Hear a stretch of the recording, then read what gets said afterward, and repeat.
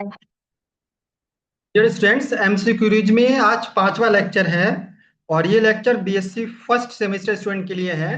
Paper code है जू 101F and paper title is psychology. पहले हमने 4 लेक्चर ऑलरेडी अपलोड कर दिए हैं। आज ये पांचवा लेक्चर हमने यूनिट 7, इसका टाइटल है immune system and it's components. Immunology से रिलेटेड टॉप यूनिट है, यहाँ से रिकॉर्ड किया गया है। So first question is, which of the following is not a component of innate immune system? innate immune system दो तरह का होता है इम्यूनिटी, innate immunity और acquired immunity। तो innate immune system का पार्ट कौन सा सेल नहीं है? phagocytosis no, natural killer cells no, antibodies yes, antibodies is not a part of innate immune system, it is a part of acquired immune system. So option C is the correct answer. Next question number second. Which cells are primarily responsible for the immediate response to the viral infection in the innate immune system? जब कभी हमें virus virus जो है infection करता है, तो कौन innate immune system की कौन सी सेल पहले एक्टिव होती है? T helper cell no, B cell no, natural killer cells yes. Natural killer cell सबसे पहले एक्टिव होगी। Option C is the correct answer. Next question number 3, which of the following is a physical barrier in the innate immune system? तो different type के immune barriers होते हैं, physical barrier, chemical barrier, cellular barrier. तो इनमें से कौन सा physical barrier है? Interferon no, it is a chemical barrier. Skin yes, skin is a physical barrier. बाहर से वायरस है, बैक्टीरिया है, इनको इन्फेक्शन करने से रोकता है, हमारी बॉडी में इंटर करने से रोकता है। So it is a part of immune system and it is act as a physical barrier. Option B is the correct answer. Next question number 4, what is the function of interferon in the innate immune response? Interferon क्या होते हैं? जो virus infected cells होती हैं, वो एक protein secrete करते हैं जिनको इंटरफेरॉन कहते हैं। तो इंटरफेरॉन का फंक्शन क्या है? Destroy pathogen directly no, activate complement system no, enhance phagocytosis no, inhibit viral replication yes. Interferons क्या करते हैं? वायरस के रेप्लिकेशन को रोकते हैं। Option D is the correct answer. Next question number 5, which of the following is a key difference between innate and adaptive immune system? innate और adopted immune system में क्या difference है? innate immunity is antigen specific while adaptive immunity is non specific no, गलत है। innate immunity is respond rapidly while adaptive immunity responds slowly yes। innate immunity में जो cells होती हैं पहले से होती है हमारी by birth, तो ये पहले एक्टिव होती है, देन एक्वायर्ड इम्यूनिटी जो है वो एक्टिवेट होती है। So option B is the correct answer. Next question number 6. Which cell is most important for the clearance of intracellular pathogen in the innate immune response?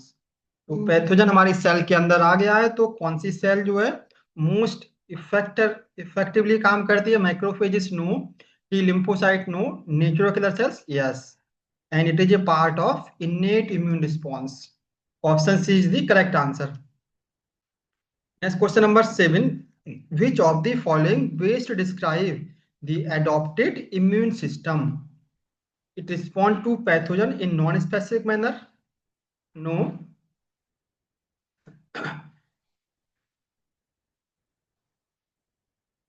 It has memory and it's more effective upon subsequent exposure to the same pathogen. Yes. Adopted immunity में क्या होती है? Memory cell का formation होता है। जब आज हमें वायरस का इन्फेक्शन हुआ, तो हमारे ब्लड में बन जाएंगी मेमोरी सेल। कुछ दिन बाद फिर कभी लाइफ में सेम वायरस इन्फेक्शन करता है, तो मेमोरी सेल एक्टिव हो जाती हैं और उसको न्यूट्रलाइज कर देती हैं वायरस को। So it is the part of adopted immune system. Option B is the correct answer. Next question number 8, which cell type is responsible for producing antibodies in the adopted immune system? तो antibody किसके द्वारा produce होती है? T helper cell के द्वारा no, B lymphocyte yes. B lymphocyte cell secrete antibodies. So option B is the correct answer. Next question number 9. What is the role of helper T cell? Helper T cell को हम बोलते हैं CD4+ cell in adopted immunity. तो helper T cell का function क्या होता है? Directly kill infected cell, no. Activate B cell to produce antibodies, no. Suppress immune response, no. Produce cytokine to activate other immune cell. Helper T cell का नाम ही है help करना। ये क्या करती हैं? साइटोकाइंस प्रोड्यूस करती हैं और दूसरी इम्यून सेल्स को एक्टिवेट करती हैं, उनकी हेल्प करती हैं। So option D is the correct answer.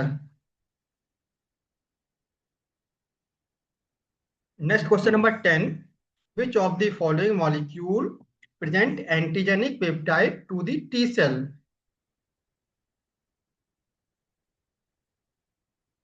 तो कौन सा मॉलिक्यूल जो है वो एंटीजेनिक पेप्टाइड को प्रेजेंट करता है? It is major histocompatibility complex. बाहर से जब भी कोई वायरस बैक्टीरिया का इन्फेक्शन होता है, ये बने होते हैं प्रोटीन की। ये हमारी सेल के अंदर पहुंचते हैं, इनकी प्रोसेसिंग होती है और इनका जो प्रोटीन पार्ट होता है वो MHC मॉलिक्यूल के द्वारा प्रेजेंट किया जाता है।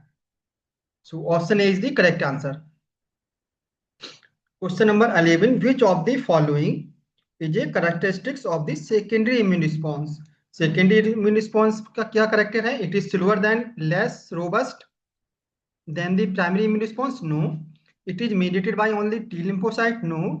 It is faster and more efficient than primary immune response due to memory cell? Yes. Secondary immune response जो है वो फास्टर होता है एंड स्ट्रांग होता है और इसमें मेमोरी सेल का फॉर्मेशन होता है। सो मेमोरी सेल के द्वारा होता है। जो सेकेंडरी इम्यून रिस्पॉन्स है ये प्राइमरी इम्यून रिस्पॉन्स से फास्टर होगा और मोर स्ट्रांग होगा, इफिशियंट होगा, क्योंकि मेमोरी सेल पहले से बनी होती हैं। So option C is the correct answer. Next question number 12. Which immunoglobulin class is primarily responsible for immune response to the parasitic infection? अगर हमें किसी पैरासाइट का इन्फेक्शन हो रहा है तो कौन सी एंटीबॉडी पहले काम करती है? IgM antibody? No. IgA? No. IgG? No. IgE? Yes. IgE antibody is responsible for parasitic infection regulation. So option D is the correct answer. Next question number 13. What is the function of memory B cell? memory B cell का क्या function है? To produce antibodies immediate upon encountering an antigen? No. To kill infected cell directly? No. To persist long term in the body and respond quickly if antigen is encountered again? Yes. जो memory cells होती हैं वो लंबे समय तक पड़ी रहती है हमारे ब्लड में। बचपन में हमारे एंटीबॉडी मेमोरी सेल बनी है, वो एडल्ट लाइफ में भी पड़ी रहती हैं और जब भी कभी सेम इन्फेक्शन आता है, सेम एंटीजन एनकाउंटर करता है हमारी बॉडी में, तो ये तुरंत एक्टिव हो जाती है उसको किल करने के लिए। तो option C is the correct answer. Next question number 14. Which of the following is a key function of cytotoxic T cell? Cytotoxic T cell को हम बोलते हैं CD8+ सेल्स। तो इनका क्या फंक्शन है? Presenting antigen to the other immune cells? No. Activating B cell to produce antibodies? No. Directly killing infected cell? Yes. जो cytotoxic T cell होती हैं वो इन्फेक्टेड सेल को डायरेक्टली किल करती हैं। Yes. Option C is the correct answer.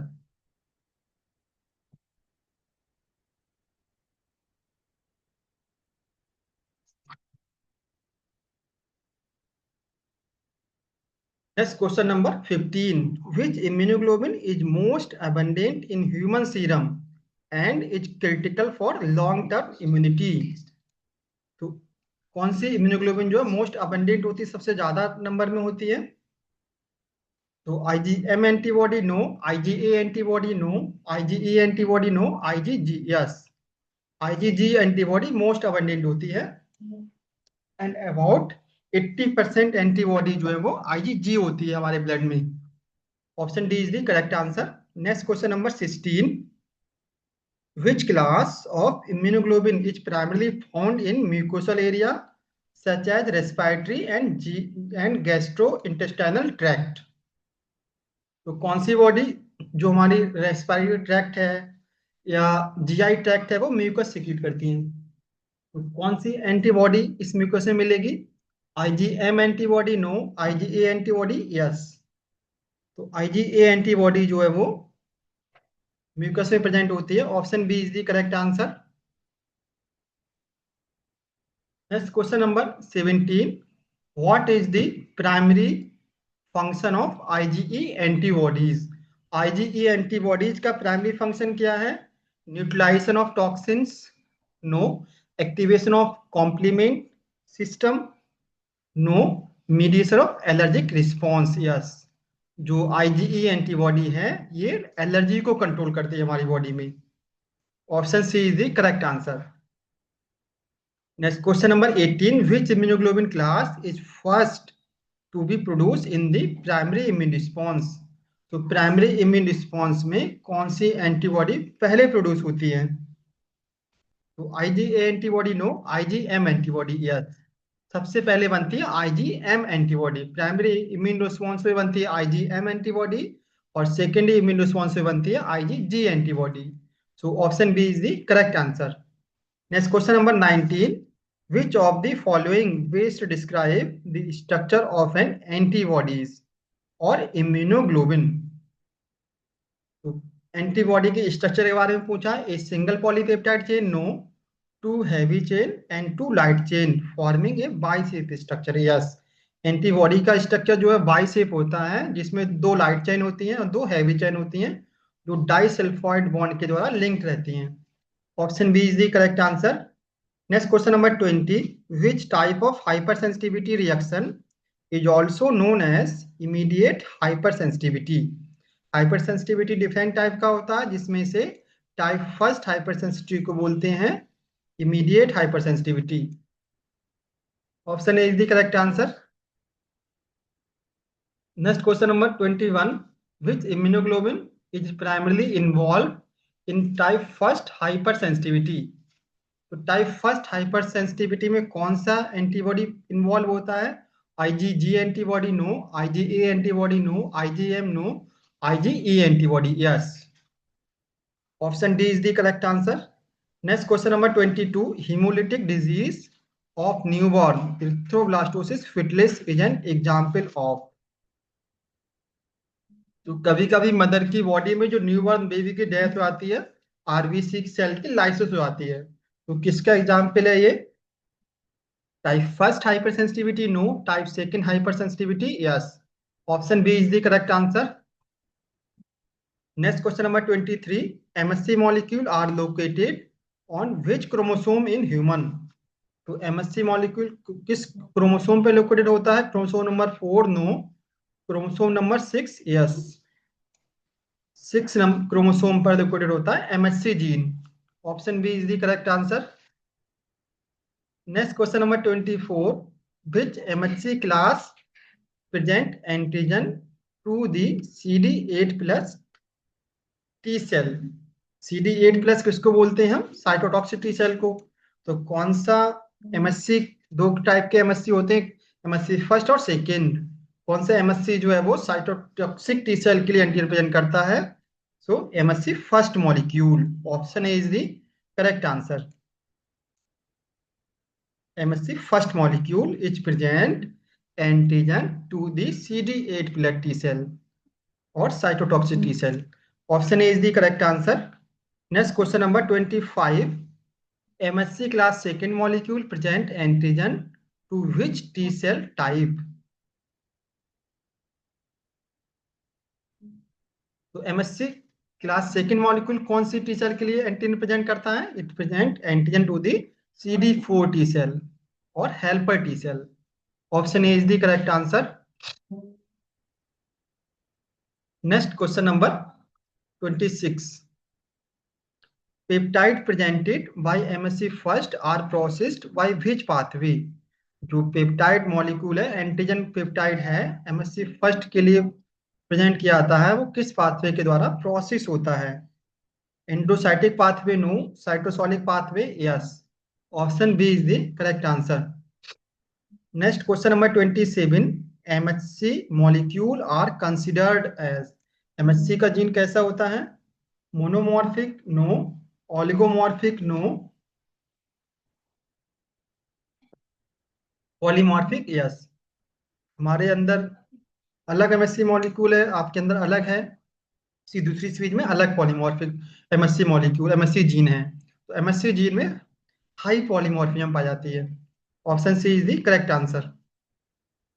Next question number 28, which region of antibody determine its antigen binding specificity. तो antigen में दो रीजन होते हैं, FC रीजन और FAB रीजन। तो एंटीबॉडी से कौन सा रीजन बाइंड करता है? FAB region. Option B is the correct answer. Next question number 29, the FC region of antibody is primarily responsible for. तो FC रीजन किसके लिए रिस्पॉन्सिबल होता है? एंटीजन बाइंडिंग के लिए? No. Complement activation? Yes. FC region activate complement system. Option B is the correct answer. Next question number 30. Secretory IgA contain which additional component? IgA antibody हमारे secretion में मिलती है, जो म्यूकस होता है, जो एक्सटर्नल सीक्रेशन है वहां मिलती है। इसमें एक एक्स्ट्रा कंपोनेंट होता है, वो कौन सा है? C3b? ये नहीं होता है। जे चैन? यस, जे चैन प्रेजेंट होती है। सिक्रेटरी कंपोनेंट ये भी प्रेजेंट होता है। सो ऑप्शन बी एंड सी, ये दोनों पार्ट IgA में प्रेजेंट होते हैं, बट अदर एंटीबॉडीज में प्रेजेंट नहीं होते हैं। So option D is the correct answer. Next question number 31, which immunoglobulin can cross placenta.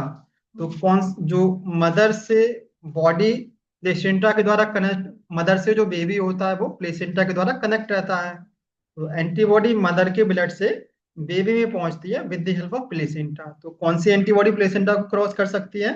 IgG antibody. Option A is the correct answer. Next question number 32, which antibody is most effective eight agglutination. तो agglutination जो है blood clotting है, उसमें कौन सा antibody जो most effective होता है? IgG antibody? No. IgA? No. IgM? Yes. Option C is the correct answer.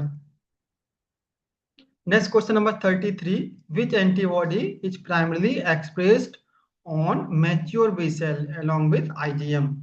B cell के द्वारा एंटीबॉडी सीक्रेट होती है। तो IgM के साथ एक और एंटीबॉडी अटैच रहती है, वो कौन सी एंटीबॉडी है?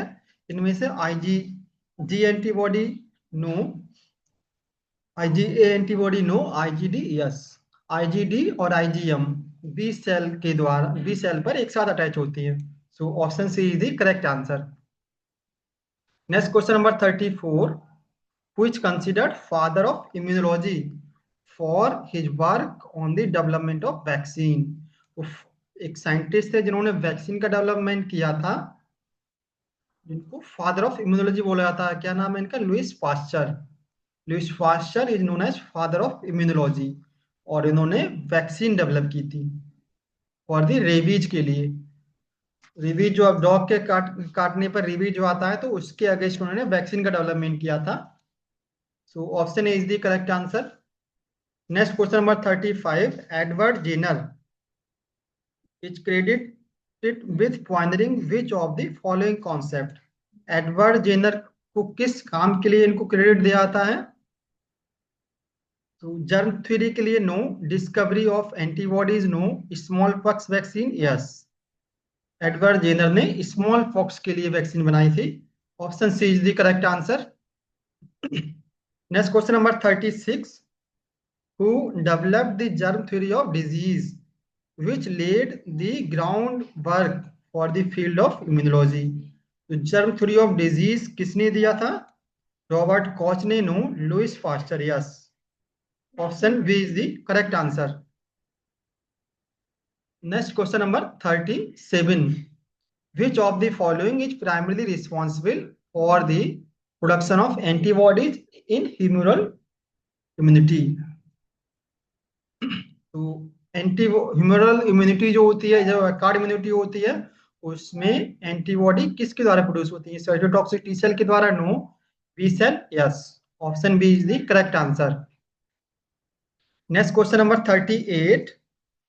The primary effector cell in the cell mediate immunity are. Cell mediate immunity में primary effector cell कौन सी होती है? B cell no, CD4 plus T cell no, CD8 T cell yes.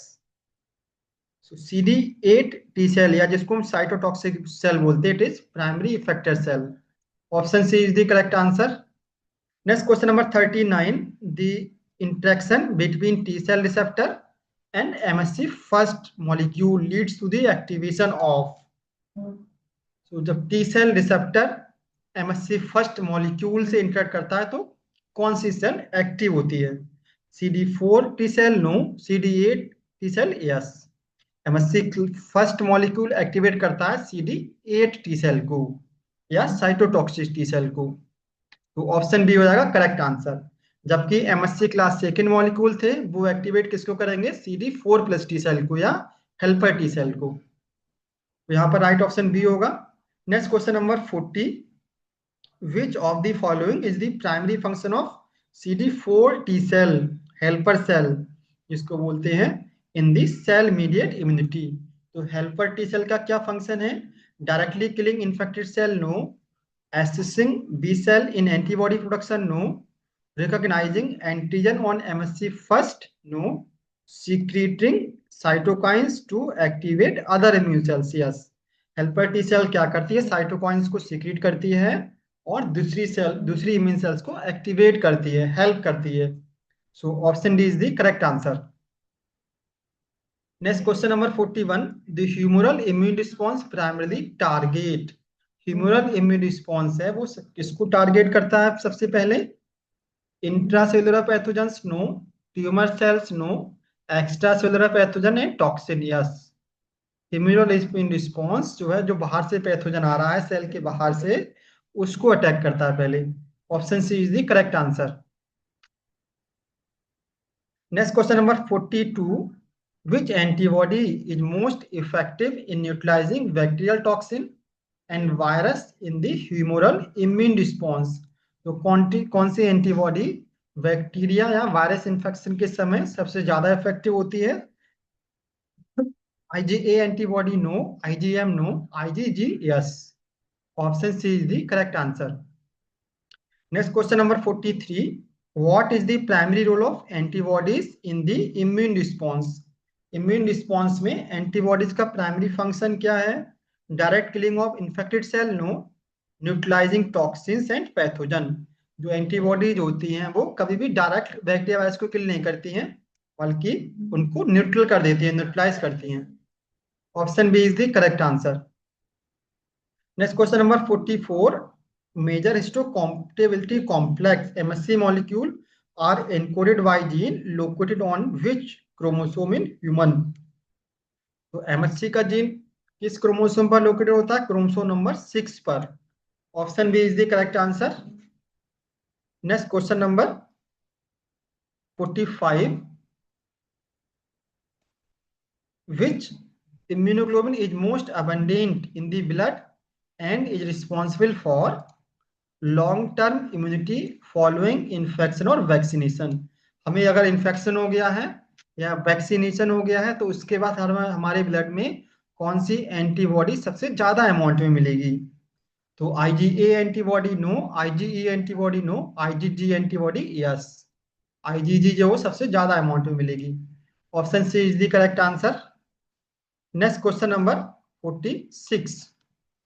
Which of the following cell is primarily involved in the clearance of virus and tumor cells? जो हमारे अंदर tumour cells हैं या virus infected cells हैं उनको clean करने के लिए कौन सी सेल रिस्पॉन्सिबल होती है? B cell no, helper T cell no, cytotoxic T cell yes. Option C is the correct answer. Next question number 48. The concept of self tolerance refers to the ability of immune system to. तो self tolerance का क्या मतलब है? Attack foreign pathogen no, no react against body own cell yes. Option B is the correct answer. Self mean अप, self मतलब हमारे tissue के जो हमारी एंटीबॉडी होती हैं वो कभी भी हमारे टिश्यू पर अटैक नहीं करती हैं, इसी को बोलते हैं सेल्फ टॉलरेंस। वो हमेशा जो बाहर से टिश्यू आ रहा है, बाहर से सेल आ रहा है, उन पर अटैक करती हैं। So option B is the correct answer. Next question number 49, which of the following is most common type of autoimmune disease. तो इनमें से कौन सा most common autoimmune disease है? ऑटो इम्यून डिजीज क्या होती है? जब हमारी इम्यून सेल्स हमारे टिश्यू पर ही अटैक करने लगें। तो इससे एक डिजीज होता है, उसका क्या नाम है? इनमें से जो डिजीज के नाम दिए हैं, systemic lupus erythematosus, no, rheumatoid arthritis, yes, it is a autoimmune disorder. Option B is the correct answer. Next question number 50. Which of the following best describe the mechanism of autoimmunity in type 1 diabetes mellitus? Diabetes भी different type का होता है, जिसमें से type 1 diabetes mellitus है, वो किस autoimmune disorder से होता है? Antibody against insulin leads to the beta cell destruction, no, T cell mediate destruction of insulin producing beta cell. जो हमारी इम्यून सेल्स हैं, जो टी सेल्स है मेनली, वो हमारी बीटा सेल, पेंक्रियाज की बीटा सेल पर अटैक करती है, जिससे बीटा सेल इंसुलिन हार्मोन्स नहीं बना पाता है और पर्सन को हो जाता है diabetes. So option B is the correct answer. Next question number 51, the primary mechanism of protection by vaccine is. तो वैक्सीन कैसे प्रोटेक्ट करता है हमारी बॉडी को? बाहर से जो वायरस और बैक्टीरिया आ रहा है उससे कैसे प्रोटेक्ट करता है? Suppression of pathogen, no, activation of innate immunity, no, induction of long term memory cell. Vaccine क्या करता है हमारे अंदर? एक्वायर्ड इम्यूनिटी को एक्टिवेट करता है और मेमोरी सेल बना देता है। तो option C is the correct answer. Next question number 52, herd immunity occurs when. Herd immunity क्या होती है? A population immunity is considered by the transfer of antibodies through breast milk, no, a sufficient percentage of population is immune to disease preventing its spread. अगर population में एक ज्यादा amount, larger amount, population का एक larger part जो है वो disease से वैक्सीनेटेड हो गया है या प्रोटेक्ट हो गया है, या उनकी इम्यूनिटी डेवलप हो गई है किसी डिजीज को लड़ने के लिए, तो उसको बोलते हैं हम herd immunity. Option B is the correct answer.